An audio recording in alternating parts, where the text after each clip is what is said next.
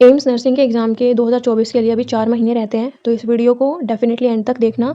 आप लोगों को मोटिवेशन भी मिलेगा, आप लोगों को आइडिया भी मिलेगा और एक प्रॉपर पाथ भी मिलेगा कि आप उस एग्ज़ाम को कैसे क्वालीफ़ाई कर सकते हैं और आपके लिए क्यों ज़रूरी है इस एग्ज़ाम को क्वालीफ़ाई करना, ठीक है? सबसे पहले बात करते हैं आपके हम एम्स बीएस नर्सिंग पे बाद में जाएँगे। पहले एक बार नर्सिंग के बारे में हम डिस्कस करेंगे, ठीक है? आप कोई भी प्रोफ़ेशन क्यों चूज़ करते हो? अर्न करने के लिए, पैसों के लिए, राइट? तो बहुत सारे है ना मिथ होते हैं कि नर्सिंग में ना पैसे नहीं हैं या ये नहीं है, वो नहीं है। आप प्राइवेट सेक्टर में जॉब करोगे तो आपके 10,000 होंगे, 15,000 होंगे। सो सबसे पहले इस चीज़ को आप भूल जाओ।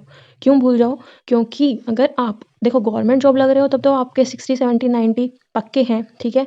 बट यहाँ पे नर्सिंग में अगर आपको कोई बोले कि आपके per month 5 lakh rupees salary होती है, तो आप इस कोर्स को चूज़ करोगे या नहीं करोगे? ऑब्वियसली करोगे बिकॉज़ इन एंड हमारे लिए क्या मैटर करता है?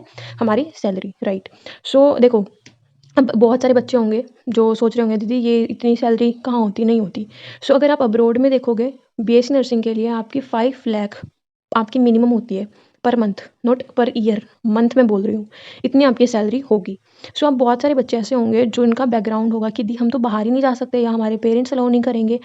तो आपको देखो, आपका नर्सिंग 4 साल का कोर्स है। 4 साल में आप में क्या चेंजेज़ आएँगे आपको खुद नहीं पता, राइट? आप अपने पेरेंट्स को भी कन्विंस कर सकते हो या फिर एक इन शॉर्ट हम लेके चलते हैं कि नहीं मानेंगे।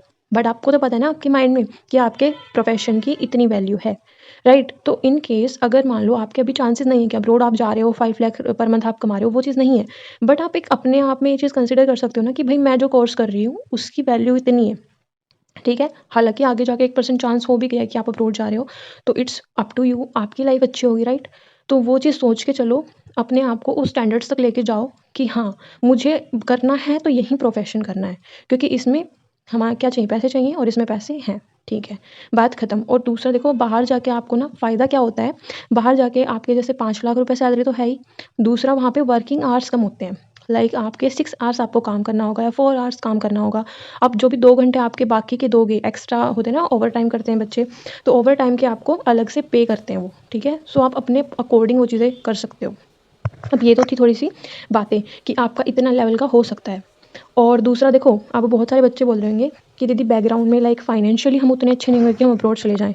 सो बेसिकली ना मैं आपको एक छोटी-सी चीज़ बता दूँ, आपको ना ये चीज़ें अगर आप किसी एंट्रेंस एग्ज़ाम से पहले पता चल जाए ना, तो आप लोगों में मोटिवेशन खुद से खुद आ जाता है। एक एग्ज़ाम होता है, ठीक है? उस एग्ज़ाम को अगर आप क्रैक कर लेते हो ना, तो आपके इवन जो आप कोचिंग लोगे इस एग्ज़ाम के लिए, वो चार्जेज़ भी आपके फ्री हो जाते हैं। मतलब कि आपका ट्रैवलिंग का चार्ज, वहाँ का रहने का खर्चा, हर चीज़ फ्री होती है। उसके बारे में हम डिटेल में एक वीडियो में डिस्कस करेंगे, अभी हम रहने देते हैं। मेरा मोटिव बस आपको इस वीडियो में ये चीज़ बताने का बस इतना था ताकि आप लोग मोटिवेटेड रहो कि आपको ये एग्ज़ाम, ये प्रोफ़ेशन लेना ही लेना है। अब नर्सिंग तो हम कहीं से भी कर सकते हैं, सब जगह सेम होती है, ठीक है? तो हम एम्स ही क्यों चूज़ करें? देखो, बात उसके एम ऊपर से ही आती है। नर्सिंग करने तो का वो एक बार हम बेनिफिट ये डिस्कस रहेगा करते हैं। आपके पास में सबसे पहली चीज़, आपकी फ़ीस ना के बराबर लगेगी। प्राइवेट से कर रहे हो आपके लाख 2 लाख रुपए पर साल की लगेगी। गवर्नमेंट नॉर्मली भी कर रहे हो तो वहाँ पे भी आपके 50-60,000 लगेंगे। सो अगर आप बिल्कुल फ्री चाहते हो, तो आप यहाँ से करोगे एम्स से। दूसरा, जैसे मैंने बाहर जाने वाली बात करी या फिर आपके गवर्नमेंट की भी बात कर लेते हैं, तो पढ़ाई का देखो, अगर गवर्नमेंट एग्ज़ाम आपको क्रैक करना है ना, तो गवर्नमेंट एग्ज़ाम क्रैक करने के लिए भी आपका जो 4 साल आप पढ़ाई कर रहे हो, वो अच्छी होना ज़रूरी है। सो यहाँ पे जो आपको फैकल्टीज़ मिलेंगी, वो बहुत अच्छी होंगी, एक्सपीरियंस्ड होंगी, सो वो आपके लिए बेनिफिशियल रहेगा, ठीक है? तो डेफ़िनेटली एक चीज़ तो वो हो गई। दूसरी एम्स है, एम्स में पेशेंट की कोई कमी नहीं है, आपको इतना ज़्यादा पेशेंट्स के साथ में एक्सपोज़र मिलेगा, जो कि आप सोच भी नहीं सकते। आप में इतनी आपकी जो स्किल्स होती है ना, एक कि आप इंजेक्शन आप लगा रहे हो, तो उसकी स्किल होती है, वो आपकी इतनी इम्प्रूव हो जाएगी। जैसे कैनुला लगा रहे हो, ब्लड सैंपलिंग कर रहे हो, तो आपको इतनी मतलब हाथ में आ जाएगी वो चीज़ कि आप बहुत अच्छे से कर रहे हो, ठीक है? तो वो एफिशिएंसी लाना बहुत ज़रूरी है आपके काम में। तो वो कहाँ से आएगी? अच्छे हॉस्पिटल से, जहाँ पे पेशेंट ज़्यादा आते हों। तो ये चीज़ें आपकी इम्पोर्टेंट है, ठीक है? अब आई होप सो आप लोगों के अंदर ये चीज़ रहेगी कि हाँ, हमें नर्सिंग क्यों करनी है? क्यों करनी है, ठीक है? पता चल गया। एम से ही क्यों करनी है, वो भी पता चल गया। अब बात करते हैं कि आपके पास में 4 महीने रहते हैं, फरवरी, मार्च, अप्रैल और मई। इन 4 महीनों में 120 दिन है। 120 दिनों में आप लोग तैयारी कैसे कर सकते हो कि सिलेक्शन आपका 100% हो जाए? देखो, मैं जो चीज़ इस वीडियो में शेयर करूँगी ना, प्लीज़ वो चीज़ फ़ॉलो करो। आप कहीं मर्ज़ी से कर रहे हो, आराम से हो जाएगा। मैं फरवरी से इसलिए बोल रही हूँ क्योंकि अभी जनवरी के दिन रहते हैं, बट फरवरी से मैं इसलिए बोल रही हूँ क्योंकि फरवरी से हम एक प्लानर शेयर करेंगे, क्योंकि हमारा जो पेड कोर्स है, उसमें हम सिलेबस जो है बच्चों को प्रोवाइड कर देंगे, कंप्लीट हो चुका होगा। तो उन बच्चों को भी एक रिवीजन सीरीज़ अगर लेके चलनी है कि हाँ, भई हमें इस तरीके से चीज़ें करनी है, वो वहाँ पे फरवरी से उनका स्टार्ट हो जाएगा, तो वो एक अलग चीज़ है। बाकी फरवरी से आप लेकर चलिए, आप भी अब तब तक आपका जो भी चीज़ें रहती हैं वो आप कवर कर सकते हो।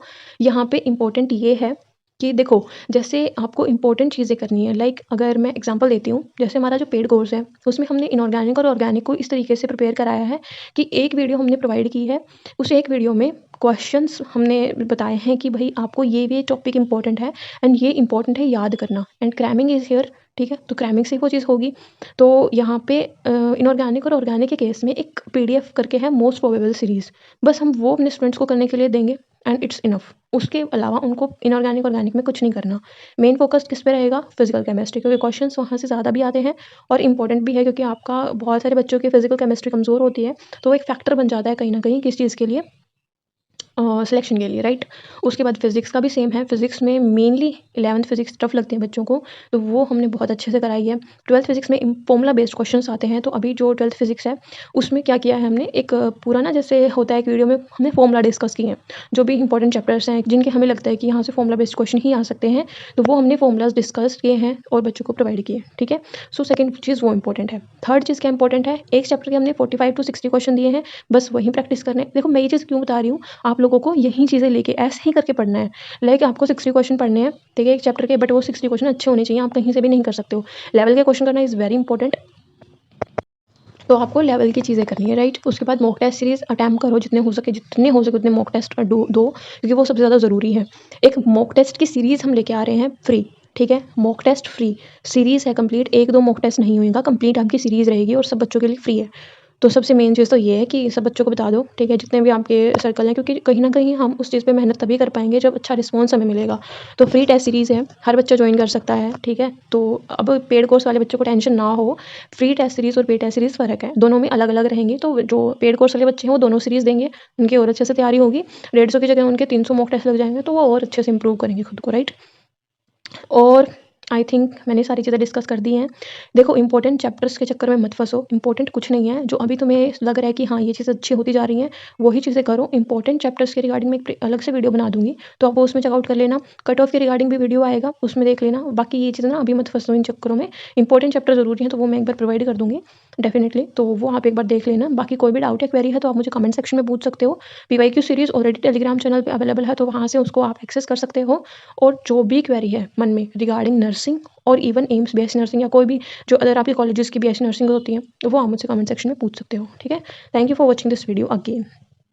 एक और इंपॉर्टेंट चीज़ मैं यहाँ पे बता दूँ, जो हमारा पेड कोर्स है उसके चार्जेस अभी आपके 700 है, सिर्फ 700 रुपये हैं। इसमें आपको कंप्लीट जो भी मैंने अभी बताया, आपको मोस्ट प्रोबेबल क्वेश्चन सीरीज़ हो गई या फिर इंपॉर्टेंट चीज़ें जितनी भी हो गई, माइंड मैप्स हो गए, क्वेश्चन बैंक हो गया, नोट्स हो गया, ठीक है, आपके मॉक टेस्ट वगैरह हो गए, वो सारी चीज़ें अवेलेबल है इन जस्ट 700। तो आप चाहो तो एक बार वो ज्वाइन कर सकते हो, डेमो आप देख सकते हो, डेमो फ्री है, तो उससे आपकी प्रिपरेशन और ज़्यादा बेटर होगी, इंप्रूव होगी। आप लोगों को इधर उधर घूमना नहीं पड़ेगा कि हाँ ये इंपॉर्टेंट है, ये नहीं है। आप लोगों को बस एक प्रिपेयर्ड चीज़ मिलेगी जहाँ से आपको तैयारी करनी है अपने एग्ज़ाम के लिए।